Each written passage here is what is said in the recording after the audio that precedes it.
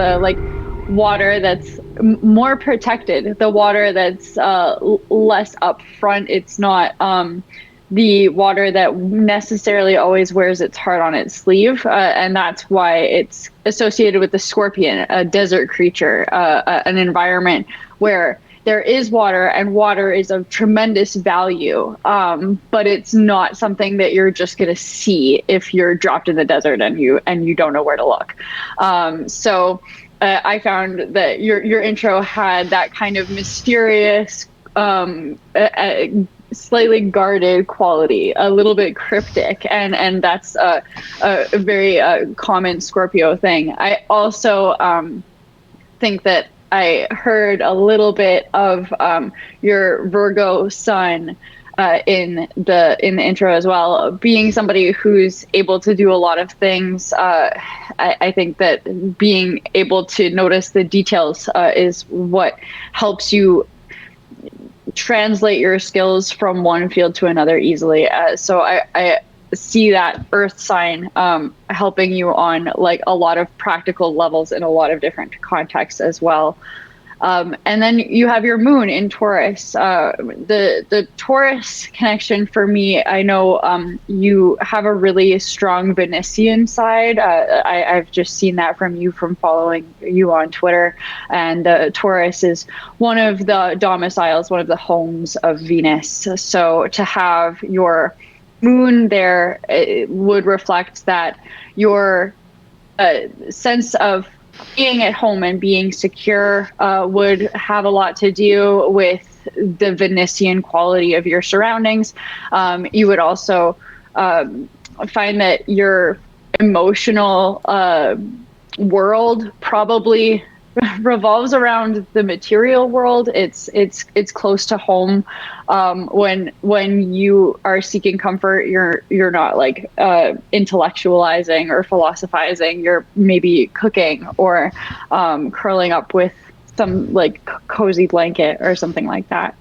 And I think in your chart, it's interesting to point out the house placements associated with your big three too, just because your moon is opposing your ascendant.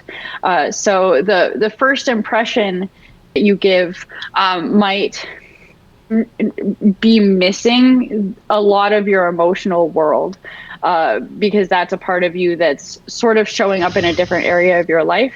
I know Sad often puts it that when people meet you, they get like around 50% of your sun sign and around 50% of your rising sign. And that's kind of what people might be, glimpsing if they were to try and guess your sign.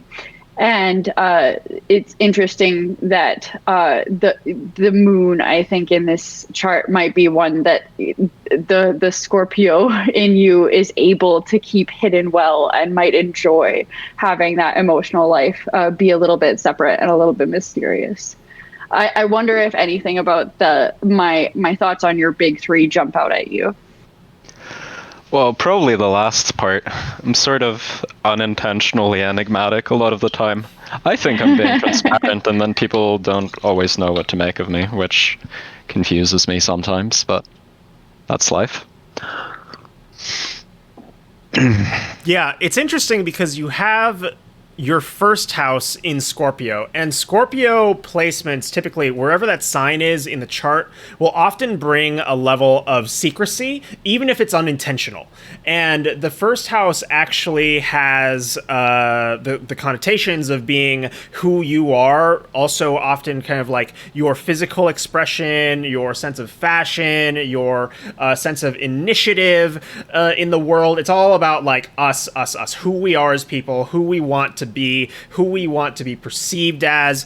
But sometimes it can operate in an almost unconscious way, because we often don't know who we ourselves actually are at the same time, right?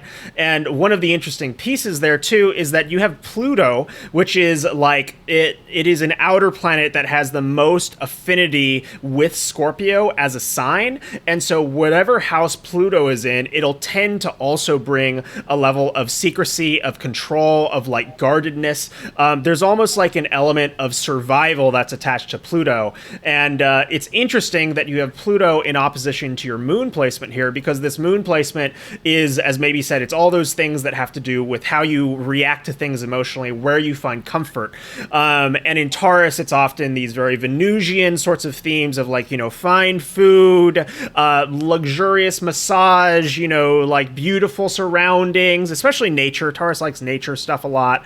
But the interesting component of it too is that you have it in your 7th house, which is the house of partnership, which also suggests that for you, partners, whether that's romantic partners, committed business partners, very close friends, things like that, can bring you that source of comfort. And often you like people, most likely are gravitating towards people.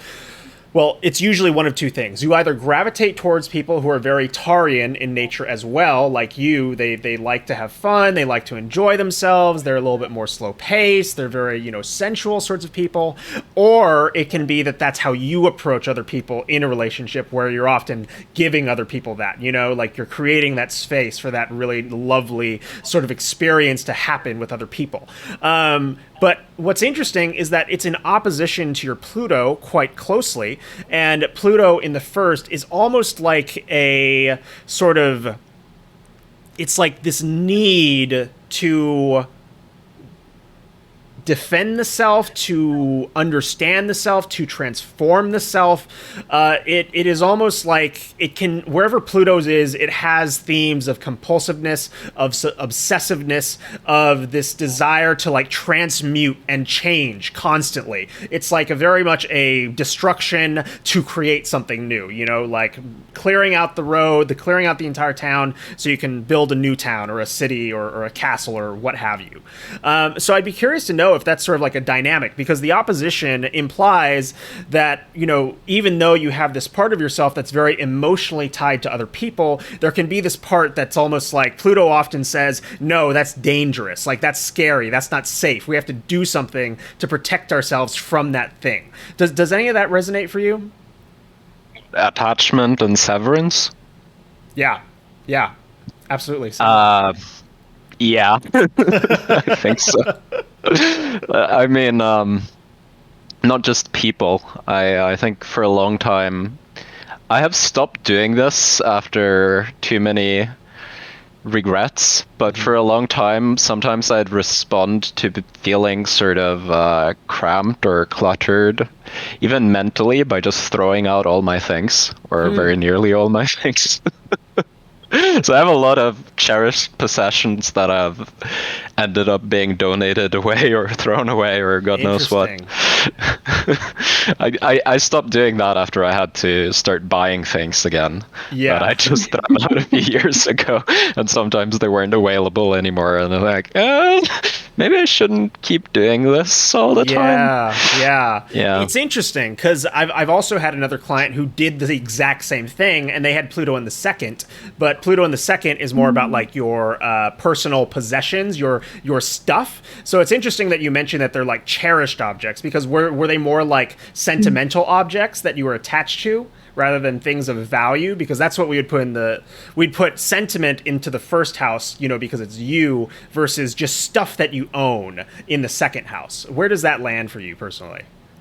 All of the above. It sort of makes me think of that like weird Netflix bug where you had like Marie Kondo and then you had the person with an AK. Oh, I didn't see sort that. Of like Marie Kondo has escalated her methods or whatever. That's sort of my approach to house cleaning. It's just like, here's one box, here's another box, here's the 3rd box. Just chuck. Yeah. Wow. That's wild. I love that. I mean, I'm glad, you were able to find a way to work through that energy pattern, because it was probably costing you some money and some feelings, but absolutely. yeah, that Pluto, he's a big deal. wherever he is. Cool. Maybe what else are you seeing here? Well, one thing that comes up for me around, in particular, finding ways to overcome less functional expressions of our charts is that your Saturn is in the first half of Aquarius. And so I imagine that you've been going through your Saturn return as Saturn That's right. kind of slowly goes around and retrogrades around that area. So it would make sense to me if, especially lately, you've had to confront a lot of self-limitation around the things that are closest to you, especially, and your home life, and that's a process that's probably still very much like a work in progress for you. Does that ring true? Yeah. That's been ongoing for about 2 years or so. Mm-hmm. This is about late 2019. Yeah. I don't even know what I want to say about that exactly. Yeah. So, but go ahead, baby. Saturn was retrograde when you were born, and so it's interesting that during your Saturn return, there has been a retrograde that like has passed around, and it would have elongated the experience of Saturn being very close to its conjunction with your natal chart. So it makes sense that it's been a couple of years, and I wouldn't think that it's going to be fully resolved anytime soon. But if it's any consolation, I believe that Saturn has recently stationed direct, so it should be making a sort of final pass over your Saturn return in the next little while here, and then you'll be in the clear. Please. So there's a light at the end of the tunnel. Yeah. Go ahead. Yeah, I'd very much appreciate if it would finish. Yeah. A lot of people have that kind of review for the Saturn return experience. Yeah, because like wherever it is, it basically just causes those restrictions and those limitations. Like the fourth house is all about, sometimes it's physical home, so like moves are very common, or just like a nonsense amount of stuff you have to do around the house, like stuff breaking, repairs needed, expenses, or it can be related to, you know, the other themes that may be touched on of like personal, often like our family, our roots, our legacy, like those things that we find really, really intimate and tender about ourselves. The really interesting thing about the Saturn placement is that it's actually in close to perfect in conjunct, which is a 150-degree aspect with your midheaven. And your midheaven is the point that is most important for, I like to describe it as what you're known for in the world. It is the highest point in the sky at the time you were born, and so it's also the most visible point in the sky. And so whenever planets transit there, those themes in your life become noticeable, often especially by other people. The fact that you have your midheaven in the 11th is particularly interesting because most people, it varies depending on where you're born, but most people have theirs pretty firmly in the 10th house, which is associated with career. But the 11th house is actually associated with communities of people. So like social groups, clubs, organizations, kind of like the larger mass of friendships, like all of Twitter followers could be considered like the 11th house, so to speak. You know, all your mutuals in aggregate. And you have, you know, your sun there, your Jupiter there, and your Mercury there, which suggests that, you know, community, people are like very, very important themes. And you also have that house has Virgo on top of it. And Virgo, again, is this kind of sign of service, of utility, of helping people. It's often very capable, very skillful in all of these very many different ways. The interesting thing as it relates to Saturn is that Saturn being in conjunct your midheaven almost suggests that there's like a story around other people didn't help me, so I'm going to help others. Does that resonate? Is that accurate? Yeah. Okay. Yeah. I mean, it's not 100%. Like, Right. I haven't Yeah, there's been nuance, of course. entirely neglected in my life or anything Yeah. like that. But there are a fairly exhaustive list of problems in my life that I sort of had no recourse for except myself for years and decades. Yeah, Wow. that is true. That is very true. Yeah, absolutely, absolutely. Yeah, because like that Saturn there, anytime I see somebody that has significant planets in the fourth house, it's often like, upbringing story, like family story, where they came from. And that becomes a big part of their life definition. And so Saturn there as kind of like responsibility, austerity, but also in Aquarius, the sign that is on the fourth house cusp can often show us kind of like the nature of the upbringing. And Aquarius is often considered with sort of like detachment, It's not really the most conducive environment for a child to grow up in, to feel, like fully supported and fully like all of their traits are recognized and harnessed. So to see that in conjunct to your midheaven is interesting with all of your stuff that's so very strongly, what reads to me is very service oriented in its own way. That seems like a pretty big picture to me. The other thing that I really like here that I'm seeing is that you have from your, well, let me keep on your 11th house. One thing that's interesting is that you have Jupiter super close to your sun. And what that'll do is it'll essentially make you more kind of like Jovian. Jupiter as a sign is very, very expansive, very happy, very, ebullient, exuberant, often, a little bit condescending because he's so happy in its own way, because like Jupiter is so loud, he kind of doesn't see the problem sometimes. It's very optimistic. And so it's interesting kind of because I kind of noticed that off your vibe because, even though you're a Virgo and Virgo people are often very kind of like straight-laced, they have things buttoned up, they're a little bit more like this at times, depending on all of the other factors, right? And then you also have this Scorpio rising, which would mute you a little bit, right? Because it tends to make the personality a little bit more secretive, a little bit more intense and focused. But that Jupiter, you're also a very happy person. You laugh a lot. You clearly enjoy laughing. I also have a very close Jupiter conjunction, though it's farther than yours, and I'm very much the same.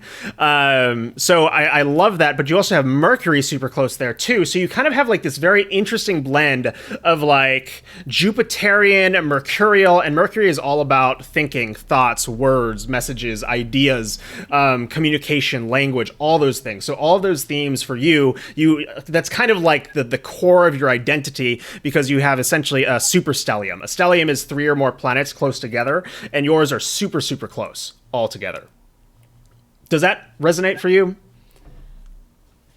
Yeah, you could say that. I mean, I definitely feel like there are some dual or triple aspects to my personality at times. I probably spend too much time thinking about my personality. It's like a little bit self-centered. Well, I used to, because I used to not feel sort of out of place everywhere, so you start wondering what's wrong and you start going through all the things. Is it this? Is it that? But yeah, I definitely, both the sort of secretive and the sort of exuberant things can come out.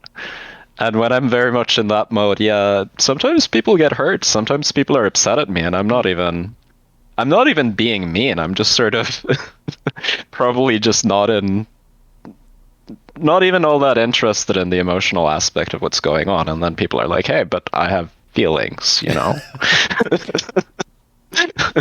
So that does happen. And I do get very like intellectual when I am in that space too. I'm sort of like, exuberance for me is sort of associated with just talking, sort of like this. I can sort of get into it now if I want to. I'm saying sort of too much. We're just sort of getting into what I'm talking about. But yeah, it does get very, very analytical. It gets very recursive, reflective, all of those things. So that does happen. Yeah. Yeah. And then sometimes I just don't say much at all. Yeah. Fairly often, actually.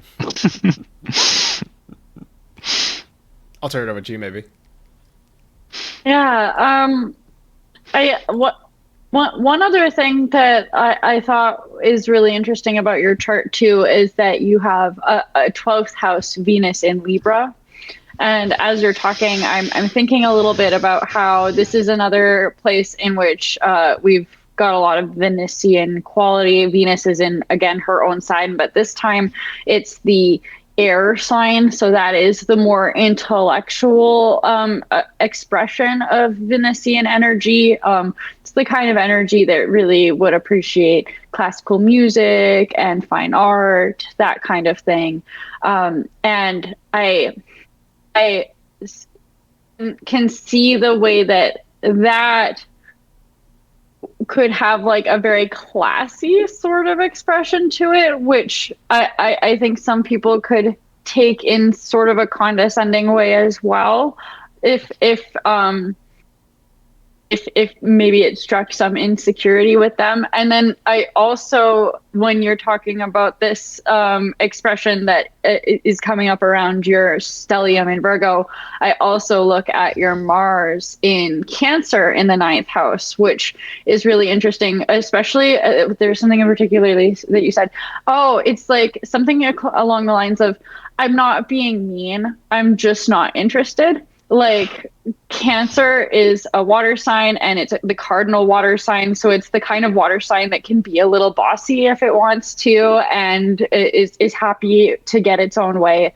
And so to have Mars expressing itself in that sign, you would get a more aesthetic appreciation things, maybe a little bit more compassion and nurturing energy in that, like a tough love rather than a being a jerk kind of energy that Mars can sometimes be known for. And in particular, that it's expressing itself in its own in its own bounds in the ninth house, would suggest that it might also be tied up in pursuing your own interests. You're probably very driven to pursue your own curiosity, as that's like a ninth house area.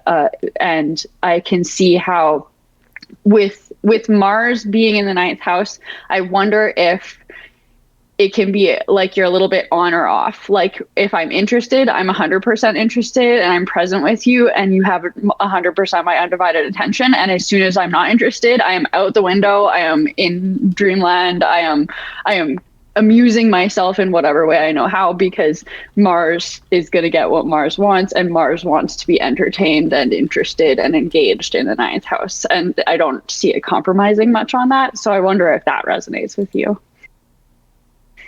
I mean, I'm definitely. It's something I often feel bad about, you know? I'm definitely a bit liable to be spacey, and sometimes I have to admit that it fluctuates with my interests, and sometimes it's more sort of like ADHD-esque. I just sometimes get lost in thought, especially if I'm tired. I'm very liable to just like be on in the conversation one moment and then like one stray thought later. Yeah. I'm just gone. So that does occur a lot. What was the thing you were talking about before that again? Oh, about First, there was how this Venus on-off is thing. in its own sign as well. So Venus is in the more intellectual home of its own, and so it's might have a sort of classy vibe, maybe like an interest in high arts and fine dining, and maybe that's another thing that some people might find strikes an insecurity in them, might come across as condescending or snobbish, when really it's just a place of joy for you. I might not be quite cultured enough to be a classicist, but if I were, I probably would be. I mean, most of my aesthetic preferences are very old, I would say. Sometimes a bit more pastiche, but it varies. I definitely sometimes skew a bit more crude than classy, but all in good fun. Well, it's interesting. Funny. Go ahead. You go ahead. No, Okay. you go ahead. Okay. You say it. It's interesting because you've got, I mean, like one thing about the 12th house is it's often considered the house of death and illness, but that's an oversimplification. It is really the house of transition before the end or the transition from endings to beginnings, I should say. And so the 12th house is also often associated with themes of like the occult, of, just mysterious things. Sometimes it can be interested in like, more morbid aspects, like the, death processes, things like that. In Libra, it'll tend to be a little bit more aesthetic. So there may be, like an interest in topics that have to do with, I'm having trouble thinking of like beautiful things that fit the 12th house right now, but it's really like being able to find beauty in the morbid, in the decrepit, in the things that other people don't appreciate, in the things that have been considered to have left behind, or things that are complete, finished, done with, now unneeded. Those are all kind of like 12th house themes. Does that resonate a little bit with kind of what you were talking about? I mean, my curiosity does often bend fairly morbid as well. So on top of that, there's definitely something to sort of lost times and ages and those kinds of things. But I also have fairly sort of almost exaggeratedly gothic sensibilities in terms of my that's it. aesthetic interests and sort of elegaic themes and stuff like that. I like endings. I like dark stories. I like stories where there's hope, but very, very little of it. Those are sort of thematically Love that. on point. That's such an amazing sentence. Yeah, and I mean, Just like a tiny glimmer in the dark. Yeah, and I feel like that makes total sense with your chart too, because you've got like this Venus in what's considered a dark house, so it's kind of like hidden, but then you also have this Scorpio ascendant, which is also a little bit more interested in the morbid components of life, and then you have this Jupiter here, but it's still very like utilitarian because it's in Virgo, and so it's just like just enough to get the job done, really. So like I love it. Maybe you were going to say something as well, right? Oh, just the other thing that I thought was interesting about the Venus placement that might also fit into this story of having like a morbid or especially gothic kind of aesthetic is that the aspect that Venus forms is a square to your Uranus-Neptune conjunction in Capricorn, and to have it connecting with a Saturn-ruled set of placements would also bring in that draw towards things that are old, and it would echo the themes around endings or like scarcity. Those would all be kind of influences that you're getting from that square from those planets in Capricorn as well. Yeah, absolutely. Well, we could easily spend the entire rest of the time looking at this chart, but we should probably pull in the synastry, right? Do you feel ready for that, Sinjay? Sure, we can start there now. Yeah, let's I don't do mind. it. Okay, so now we're gonna pull up the. What do you think I should do? Maybe should I do the composite or should I do the bi-wheel first? Because I got both. They're both really interesting. Why don't we start with the bi-wheel? Okay. Yeah, I like that. That sounds good to me. Okay, bi-wheel right here. All right, perfect. So now we are looking at synastry, which is compatibility astrology. And the way this works is we have you, Sindre, in the middle, and then we have your girlfriend along the outside. And so these are just two wheels laid over on top of each other. And essentially what we like to do is we look at the aspects between the different planets and we relate those to kind of like the dynamics of interaction. So let's see, maybe you've got a little bit less experience looking at synastry, right? So should I jump in first? Yeah, why don't you take the lead on this one, and I'll echo what comes up for me as well. Sweet. I'll let you kick off with the composite since you mentioned that one, and I have less experience reading that one.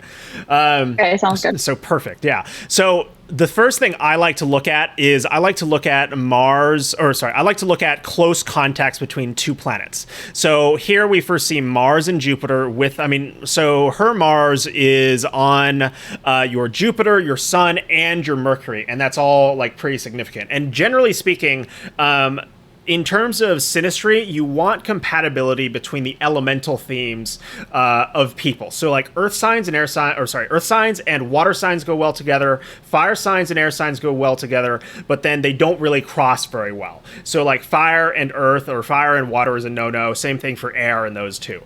And just looking at it, it's interesting because you have 2 air placements, and then otherwise you're completely water and earth, and then she has 3 air placements, and otherwise she's completely water and earth. Okay, I guess she does. Y'all both do have 1 fire placement. So y'all are extremely aligned just in terms of elemental compatibility, because earth and water signs just generally, they tend to understand the nature of reality a little bit better. They tend to be more in touch with feelings, with, the mundane, routine things that you need to get done, care for the body, of the emotions, of life cycles, stuff like that. Whereas like fire and air signs are often like go, super abstract, super intellectual, super like motivated by, ideals, tons of just like energy, but maybe not so much forethought, not so much planning, not so much appreciation for, the tempos of life that are required. So when I'm looking at Mars, you can really read it as like her sense of initiative of what she does is compatible with sort of your primary self nature. So it's one thing if you have, like, say, if your sun was at like 5 degrees Virgo and her Mars was at 25 degrees Virgo, y'all would be like, okay, y'all have the same sign, y'all have some fundamental compatibility, but the nature of the sign changes by a degree as you move through it, according to other systems like terms and bounds, or, like more modern astrologers might also use something like Sabian symbols or degree theory, which associate myths and stories and qualities with specific degrees. But what it essentially means is that when you have a conjunction that's this close, it means that it's not just like the same sign nature, like generally Virgo-y. It's like y'all have the exact same expression of this energy along that area of life. So like the way in which she acts in terms of her personal initiative is almost identical to the ways in which you operate with your personal sense of identity, with your joy and your growth in the world, and how you think. So what this means is that she can often help you, she can help stimulate you, because she has this part of herself, the Mars, that is all about like getting shit done in contact with, your identity sphere, essentially. Which, should work well really together, where like whenever she's like, hey, let's do this that way, you're probably like, God, thank God you think that way, like thank God you want to do it that way. Like that's kind of the feeling that you get with those super close conjunctions. Another really interesting piece here is she has Pluto right on top of your ascendant, which is just kind of like a natural sign for fascination with one another. There's almost like can be a obsessive element to the relationship because there is that Pluto dynamic there, Yeah, I see that reaction. So, yep, exactly. Another piece here is you've got this is also, by the way, this is what convinced me astrology is real. It wasn't natal astrology because you can always lie to yourself, but when you do readings for people and couples, it is so obvious, and people are just like, yeah, that's exactly how it works. So the other piece here too is that's interesting is her moon is exactly conjunct your Uranus, and I find that your Uranus placement will tend to make it so that the person who is receiving aspect from Uranus is fascinated with that person. So like, since you have moon here, it means that like emotionally she may find you like extremely compelling, like there's just something energetically stimulating about you that draws her towards you, closer to you in an emotional manner. I'm gonna drink some water because my voice is running out a little bit. I'll let you take over maybe.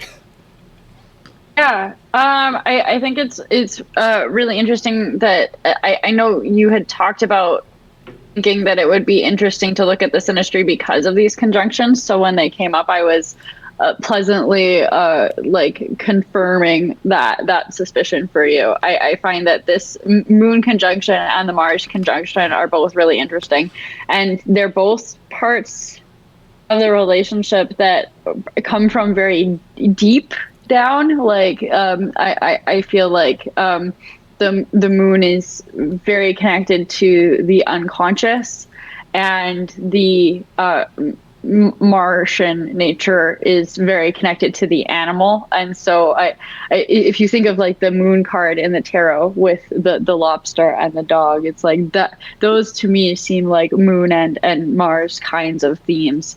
So to have those be the energies that are very closely aligned suggests a really compelling and intense relationship, and one that would probably reveal a lot to each of you about yourselves and about each other that would be difficult to see without this relationship, like creating such intensity around those energies for you.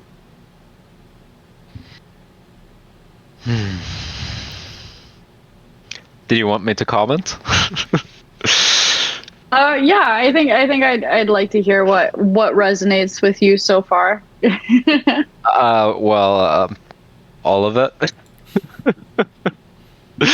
I mean, some of the stuff came up before. I mean, you could sort of find stuff online, but it's all very, very sort of kitschy, low grade. I'm sure there are better sources if you know where to look, but most of the stuff you find is just a bit tedious to read. But like the whole intensity thing and whatnot, yeah. It's a very intense relationship. That is absolutely true. Yeah, and it's interesting because a lot of the time I try and wheel back on the reincarnation, like past life or karmic bond sort of talk, but I do feel like what I'm looking at here is a very karmic relationship, because y'all both have a significant nodal interaction, and the nodes are considered points that are related to past karma, or at the very least to the habits that we have developed over through this lifetime, and they often point in the astrology chart towards where we can work on those habits.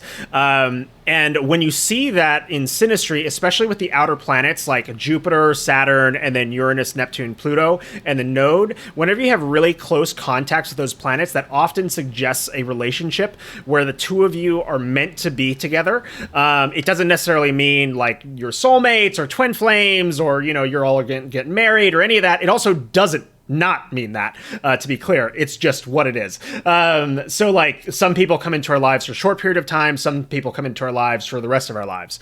But you have a exact sextile between her sun and your node, which suggests that like there's a relationship between your Sorry, so I need to back up and interpret your node first, and that's why I'm pausing a little bit. So the North Node in the second house in Sagittarius is kind of about, it's simultaneously about finding freedom, but it's also simultaneously about the stuff and possessions that you have. So actually now I'm looking at this, I'm like, oh, throwing out your stuff, that makes sense too, actually, with that. So there's almost like a story here around her identity as it relates to your relationship with your personal possessions, which is like physical possessions, money, but also spiritual and emotional possessions that you have, like your own emotional fortitude, but also your relationship to the truth, towards trusting yourself, towards freedom, towards, expressing what you believe in, if that makes sense. So like a Sagittarius second house is almost like about the primacy of your understanding of the world, if that makes sense, and the cultivation of your understanding of the world, and like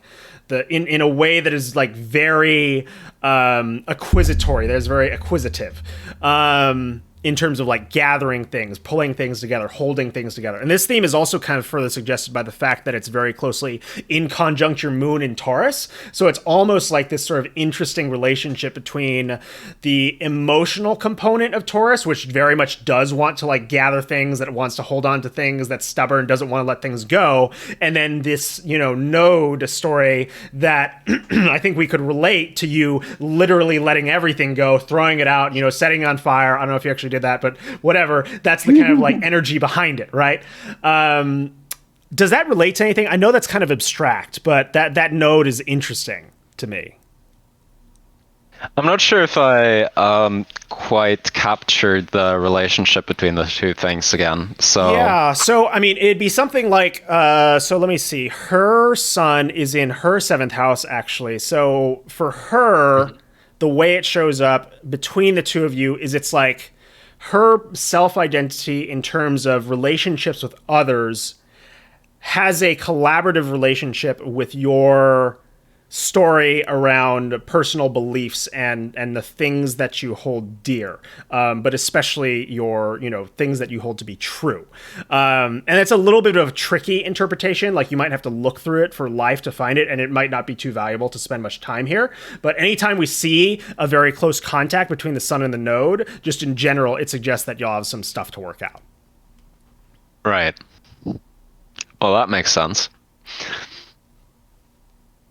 Another thing that I think is really interesting is that her Mars and her moon are very closely contacting the conjunctions in your chart. Mm-hmm. But your moon and your Mars are opposing placements in her chart. Mm-hmm. So your moon is opposing her Saturn, which would suggest that there is like a growthful friction between you when it comes to finding security while at the same time navigating things like self-limitation, maintaining some sort of emotional stability while maybe playing around the edges of her comfort zone, especially. And then with your Mars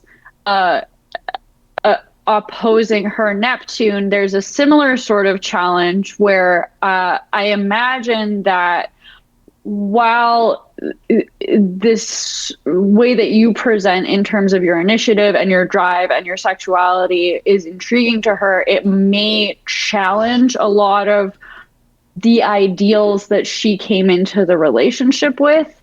And so if she has any illusions or self-deception that she is carried around from relation to relationship, unrealistic expectations, those kinds of things, your Mars is likely going to cut through those unhealthy manifestations of her Neptune energy. That's what I would see coming out of a fruitful opposition between those two placements. So it's interesting that both of you have important contacts around Mars and the moon in each other's charts.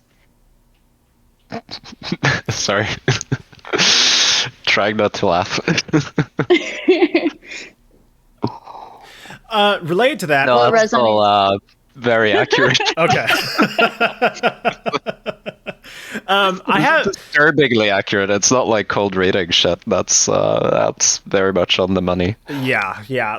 Like another thing that I've seen with especially Mars Neptune placements too, although I've seen this more with the square than the opposition, is that like there can be an element of evasiveness on her part almost naturally in reaction to your aggression or to your initiative or your desire to do things, because that's what Neptune often acts like with Mars. Like Mars is like, let's go, and Neptune is like, I fly away now. Like that's kind of how it functions.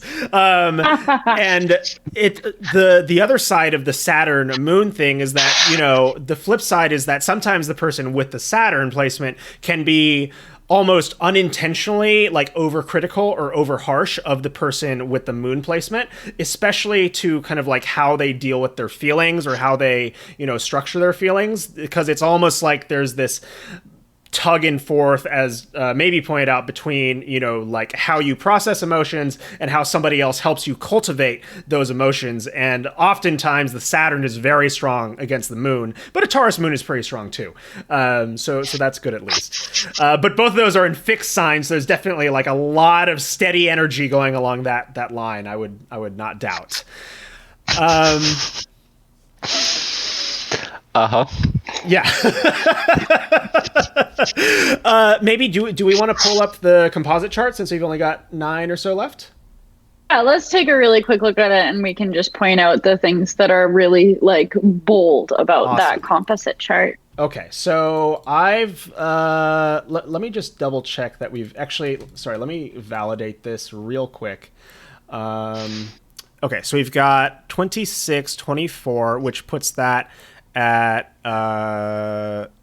exactly half of that Libra, right? Yeah, so 15 plus that is about 10 degrees Virgo. That's right. And that is where it is. Oh, 10 degrees Libra?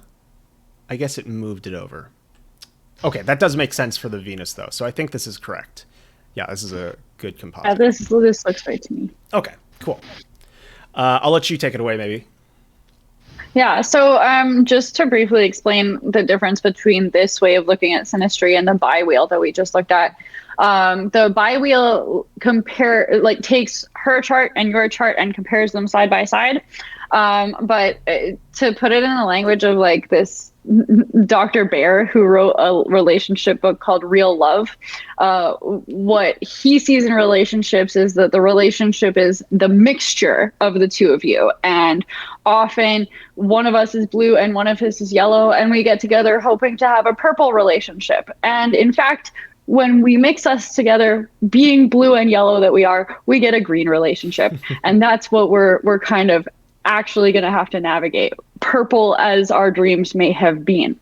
And so the composite chart is kind of like that mixture between her chart and your chart. It is drawn by picking the midpoint between each of your placements and representing that and looking at the aspects that are created when we look at those planetary energies. So, for example, if your Pluto is in one place and her Pluto is another place, the Pluto in your composite chart will be the midpoint between your respective Pluto placements. I wonder if that like it brings up any curiosities for you. Like, do you initially have any thoughts on the comparison between comparing you separately and mixing you together and seeing what we get? No, I think relationships are always sort of built on an alchemy or chemistry, healthy or unhealthy, between two people, and they tend to get a bit they tend to live their own lives sort of separately from the individuals in them often. Or not separately, but they have their own characteristics that aren't always contingent on either person in the relationship, or even both of them necessarily, until you mix them. Like you said with the colors. Blue and yellow don't particularly look like green, but together they do. That's so true. Yes, exactly. Yeah, together it is very green. It is not a blue and yellow thing. So one of the things that stands out to me right away when I look at your composite chart is that there is another close kind of cluster, almost a conjunction like exact between the Sun and Venus, and then Mercury also co-present in the same sign. So that has a funny echo to me of your own Sun, Jupiter, Mercury conjunction. Just we have Venus standing in Jupiter's place. So that seems like an interesting kind of echo to me of your own nature. And it is also like quite high in the sky. It's not far off of the midheaven. And so I would imagine, I don't know, that the immediate presence that I get from it is that it's really obvious to other people who see you that you're a couple. Like somebody would see you two from across the street and could just feel kind of the energy between you is like they're not friends. There's stuff going on there. there's like also a focus on aesthetics. So it makes me wonder, like with all three of those placements in Libra, and Venus in her own sign there, do you guys like do a lot of things that involve like appreciating beauty together?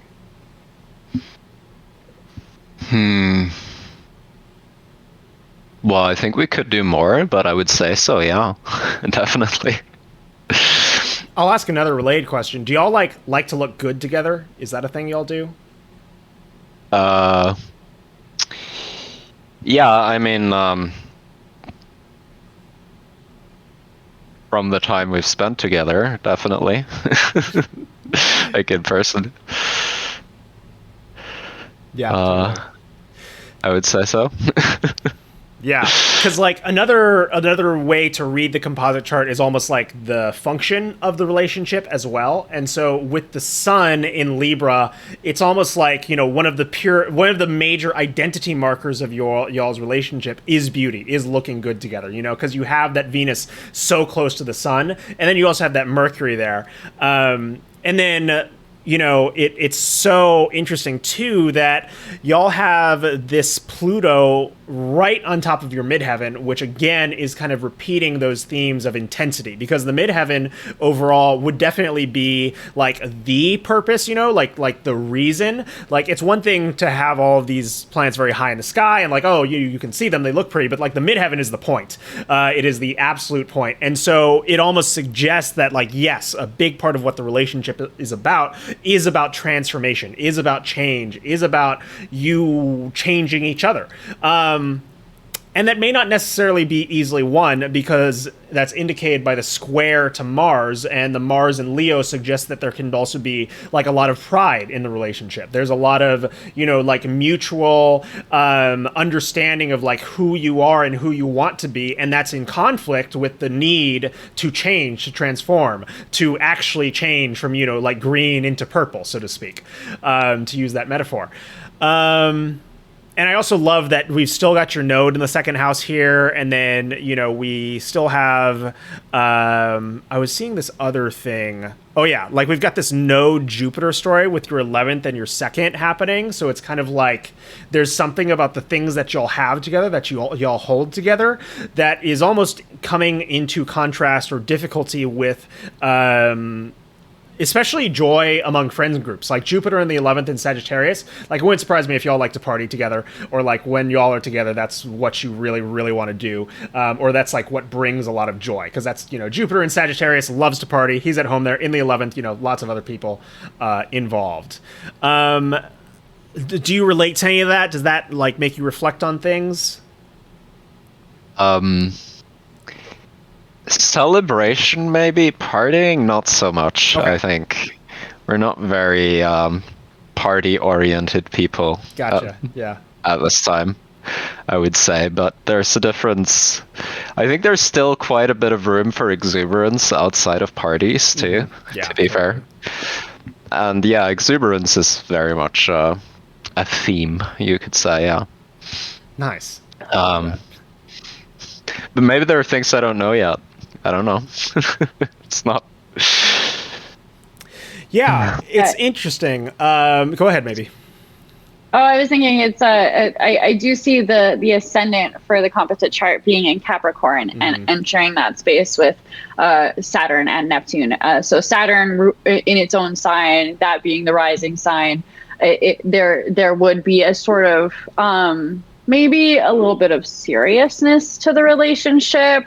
You don't take things lightly, and you're maybe not reckless, or yeah, like you're not gonna like go to an EDM rave. That's just not where I see the Capricorn rising relationship on a date at a rave or something like that. I also was thinking too about the presence of Neptune between the ascendant in Capricorn and the Saturn in its own sign. It makes me think that it's a relationship that you would both have a vision for, and it would be a vision that you would both be willing to work for. I think Neptune in a composite chart can be very promising or very problematic for a relationship. And I think that being close to Saturn and being in Saturn's sign and Saturn being present in the sign that it rules creates a good environment for Neptune to be pleasant and motivating and inspiring without like going off the rails and getting out of control. Mm-hmm. So that's nice to see in a composite chart for sure. Yeah, I mean, those are some relevant themes, I would say. Yeah, sort of control almost, but more. I'm thinking of a different word. What am I thinking of? Tip of the tongue. I completely cannot retrieve it. Something about being measured, I think. Mm-hmm. Something in that direction. Mm-hmm. Kind of feels like being self-possessed, maybe. Something like that, yeah. Mm-hmm. Yeah, you could say that there's some themes surrounding that. Definitely also vision, those kinds of things, and seriousness, was it? Yeah, it's we're sometimes maybe a little bit too serious. Well, that's just me being messy, but yeah, that's all very true. Interesting, yeah. And one more thing I think I'd touch on here, since we are going a little bit over time, is that the moon is interesting in its exact inconjunct to Mercury. Because, like, moon in the third house is interesting, especially in Pisces, because Pisces, is Pisces is a non-verbal sign, but the third house is very much a verbal house, but it's also very much about routines, rituals, kind of like the things that y'all can share together, like making breakfast together, doing workouts together, doing it's kind of like your immediate environment around you. Maybe did you freeze? I think you froze. We may have lost maybe, I'm not sure. But so we also have, that there, which suggests that, where comfort is in the relationship is around those themes. But Pisces is also a sign that doesn't want to be held down. So it's almost like there's a dreamy quality to the time that y'all spend together when you're able to just like go and enter this flow, But the inconjunct to Mercury at the same time up here suggests that this can sometimes come into conflict with communication, because while y'all are, able to be super dreamy and all that, there we go, there's maybe, at the same time, that's not very helpful if you're trying to get stuff done, if you're trying to plan, if you're trying to do all those sorts of things. And it's kind of interesting too, because like y'all also have a square between Mercury and the ascendant, which suggests that kind of like the default nature of the relationship sometimes has difficulty interacting with that mercurial part. So it's almost like it can sometimes be difficult to talk about the relationship because the relationship itself and the tempo and the mood of the relationship is so earthy, watery, serious / dreamy, if that makes sense. Does that hit or resonate for you? Yeah, you could say that. Yeah, makes sense. That all makes very good sense. Yeah, it's weird, right? I mean, like, and to be very clear, this chart is impossible. Like, this chart is made by taking the exact midpoint of every single chart. So, like, it's very unlikely that at any point in history were the planets actually in these locations at the same time. But we can still read it symbolically because it just works for some reason, and we don't know why. We have no idea why it works, but it does. And that's why we do it.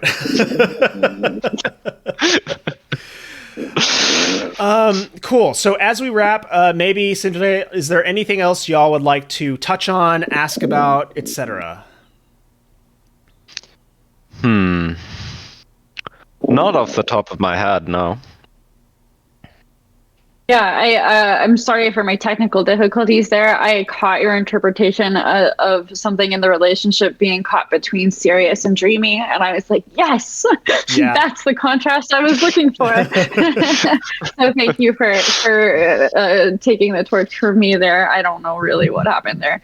I, side note, have a theory that it has been a particularly fierce shadow of the last Mercury retrograde because my tech issues have not resolved. So I'm going to look into that. But thank you so much, Senator, for giving us the opportunity to practice some synastry. That's a first for AstroPilled, and I found it to be a really interesting challenge.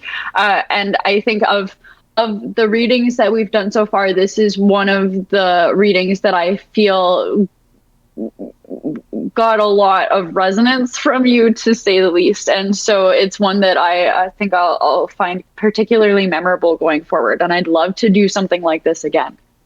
Yeah, absolutely. So anyone in the audience, if y'all are interested, want to get on the queue for AstroPilled, we just have a list, and we would love to do more of this. Sindre, thank you so much for letting us stare into your life, into your soul, into your relationship, even for an hour or so. Thank you, Maybe, and thank you, everybody, for coming by and watching. This was a ton of fun, and don't forget, next weekend, we will have a very special Halloween episode where we're going to talk about the astrology of both one person who literally like saw a ghost full on blood, no like just with regular eyes, and we'll also have one from Tanya Wandering, I believe, where she'll talk about the time she lived in a haunted house for 6 months straight. So that should be a really fun one as well. Thanks so much, y'all. We will end the stream right now. Thanks for dropping by. Thanks.